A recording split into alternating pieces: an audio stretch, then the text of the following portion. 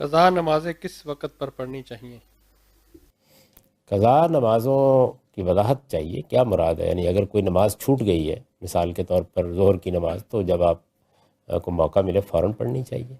یعنی جب آپ کسی مشکل میں پھنس جاتے ہیں، سوتے ہوئے اٹھ نہیں سکے ہیں، کوئی ڈاکٹر کسی آپریشن میں مصروف تھا، آپ کسی جیم میں پھنس گئے ہیں، تو اس سے نکلتے ہی نماز پڑھ لیجئے۔ وہ نماز کے ادا وقت ہے، قضا نہیں ہوتی نماز، جب آپ کسی مشکل صورتحال میں پھنس جاتے ہیں، یعنی جہاں آپ کی بے بسی ہوتی ہے۔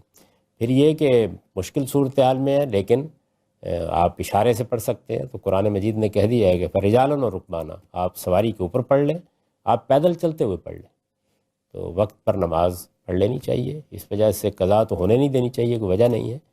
غالباً اس سے مراد یہ ہے کہ ایک لمبے عرصے تک شعور ہی نہیں ہوا، نمازیں چھوٹ گئیں، پھر اللہ تعالیٰ نے کچھ احساس پیدا کیا کہ نماز بھی پڑھنی چاہیے، تو اب آپ نماز پڑھنا شروع کر رہے ہیں۔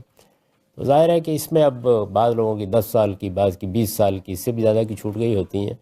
اس میں بہتر یہی ہے کہ اللہ سے استغفار کیجئے، معافی مانگیے، اور جو آپ نفل پڑھتے ہیں نمازوں کے ساتھ، فرض نمازوں کے ساتھ، ان کو فرض کی نیت سے پڑھتے رہیے۔ جتنا موقع اللہ دے گا پورے ہو جائیں گے، نہیں پورے ہوں گے تو امید ہے معاف کر دیں۔